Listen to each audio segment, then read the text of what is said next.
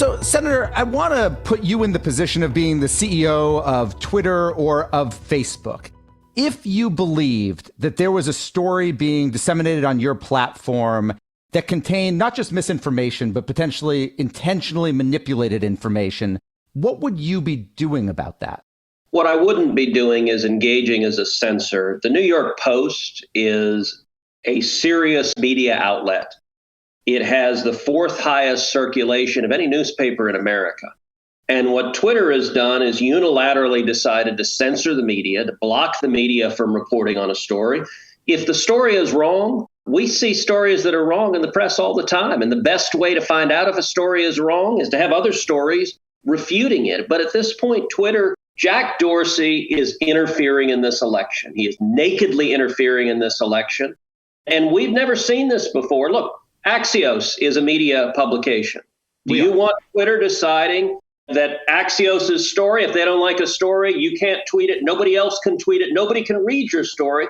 If your story is wrong, let people refute it on the facts. Don't let a couple of Silicon Valley billionaires just censor everyone and silence the press. But let me ask, though, the argument, and again, I'm playing devil's advocate to a certain extent, but the argument that you're hearing more from Facebook, but also from Twitter, is not that they think necessarily that just that the story is wrong, bad reporting or incorrect reporting or poor sourcing, but that because the Post did publish some of the documents or screenshots of some of the documents, that they have reason to believe that those documents have been intentionally manipulated. If you run those companies, what do you do about a situation? Do you just let that get disseminated through your platform?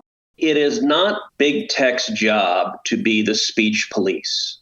Well, no, but to be the information police. Hold on a second. It's not their role to determine who gets to speak and who doesn't. And by the way, if the emails are fake, you know what? The New York Post can be sued for defamation. If a media outlet puts out defamation, they can be sued. You know who can't be sued? Twitter. They're protected by Section 230. So the New York Post, presumably their lawyers signed off on their publishing the story. They have enough confidence in the story and their sources. And I don't know if their sources are right or not, but I am aware of zero precedent for big tech censoring and silencing the media. When you say censoring, they're not letting them on their platforms. But as you said, the New York Post has the fourth highest circulation in the country. The New York Post, NewYorkPost.com. Anyone can read this story on the internet right now, correct? Facebook and Twitter aren't the internet. They're a piece of the internet. Well, except big tech has a monopoly position. We have right now roughly 70% of Americans get their political news via social media, that if big tech blocks it, and on Twitter, not only can you not tweet it out, they're blocking the New York Post from reaching their own followers and tweeting out their own story. And there's nothing to stop. We haven't seen it yet, but the main portal people get to the internet is Google. And under big tech's arrogant power, there's nothing to stop Google from saying, we're going to block getting to this story also. Who in their right mind would let a handful of oligarchs in Silicon Valley have total monopoly control over speech in America? It is asinine. And in this instance, it is deliberate political interference designed to influence the election. You announced today, along with Lindsey Graham, that you guys are going to subpoena Jack Dorsey, the CEO of Twitter.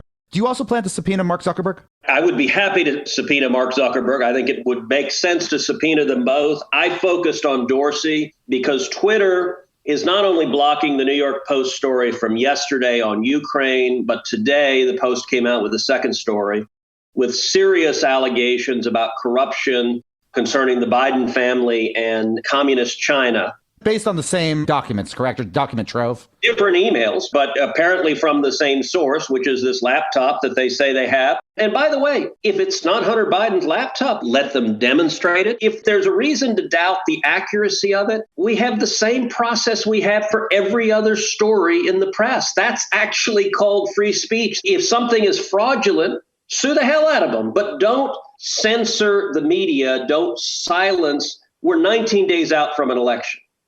And so the reason I focused on Jack Dorsey and Twitter is because Twitter is blocking the China story. Facebook right now is not blocking the China story. So Dorsey has doubled down, and it's I think big tech, frankly, is just drunk on their power. I was speaking to our media reporter, Sarah Fisher, about this story before I got on with you. And she said there's been some talk about a middle ground here, which is that if you're a company like Twitter or Facebook, if you believe that information is intentionally misleading, false, hacked documents that have been manipulated, something like that, that rather than blocking them indefinitely or letting them go out indefinitely, that they should have a policy whereby they basically go into a holding pen for pick a time, 24 hours, 36 hours, for them to either make their case or let it go.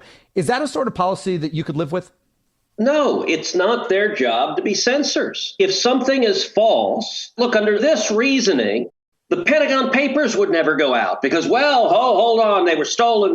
We don't know where they came from. Look, the free press is a really critical safeguard of liberty and democracy in our country. And I agree with John Stuart Mill, who said the best cure for bad speech is more speech. Listen, you've never heard me argue that Bernie Sanders or AOC or Joe Biden should be censored, even though I disagree with a lot of things they say. I actually think the best way to respond to things that are wrong is with truth and facts and substance. Big tech doesn't want to do that. They want to silence anyone who dares disagree. Can I ask about that? Help me square this circle. Because, for example, if you look at Facebook's top 10 stories today in terms of number of shares, the 10 most disseminated or distributed stories on Facebook today, they only come from three sources. They come from Fox News, a Fox News contributor, and from President Trump. So if Facebook's trying to silence or censor conservatives, it seems to be doing a miserable job of it. Well, actually, in the spectrum of big tech, I think the worst offender consistently is Google. And the next worst offender is Twitter. And in Google, I wrap YouTube into Google because YouTube's a wholly owned subsidiary of Google.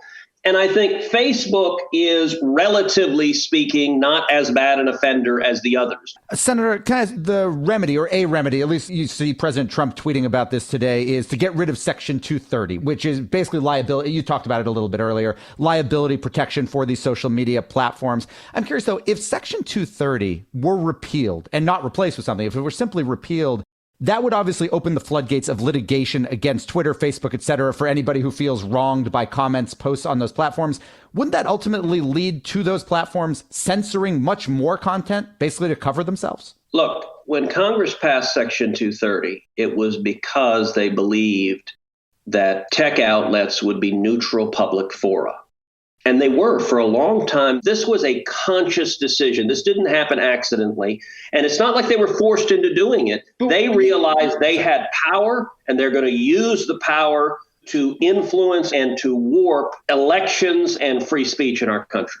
Well, final question for you. It's specific to Twitter, since Dorsey, as we talked earlier, he is the person you've subpoenaed. You've got nearly 4 million Twitter followers. President Trump, I don't even know the number, but has said, publicly, Twitter is how he communicates best with the American people, directly, unfiltered with the American people.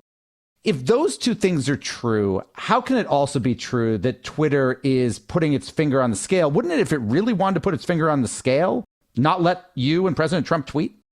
Well, Twitter just blocked the president's press secretary from tweeting. They have done that. They have also blocked tweets from the president of the United States. Well, hold on, wait. They've put information warnings on them. But with the press secretary, am I correct in saying, though, that was for sharing the New York Post story? They also did that to a Politico reporter. That's not about political bias. That was the policy that I know you disagree with, but that wasn't about silencing conservatives. So it's not about political bias. Can you point to any Democrat they've ever done that to? Twitter did block the DNC back 2 months ago from tweeting briefly, just like the press secretary, but briefly blocked the DNC. This is, every time I've asked Twitter that under oath, they've been unable to point to a single example. The last 24 hours were a dramatic escalation. I'm not aware of a previous instance in which Twitter has tried to block a major press outlet from putting out their reporting.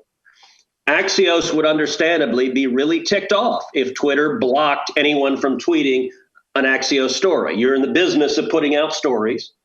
And if they said the Axios story was wrong, you know what Twitter would have the right to do? Write a story explaining the Axios story is wrong. It's based on fraudulent documents. Okay, that's actually free speech. And if your story was wrong, you would face the consequences of that. That's not what Twitter's doing. They behave like the Star Chamber. You shall be silenced because we decree it. That is a terrible thing for anyone who believes in free speech or free elections in America. Senator Cruz, thank you so much for taking the time today. Always a pleasure.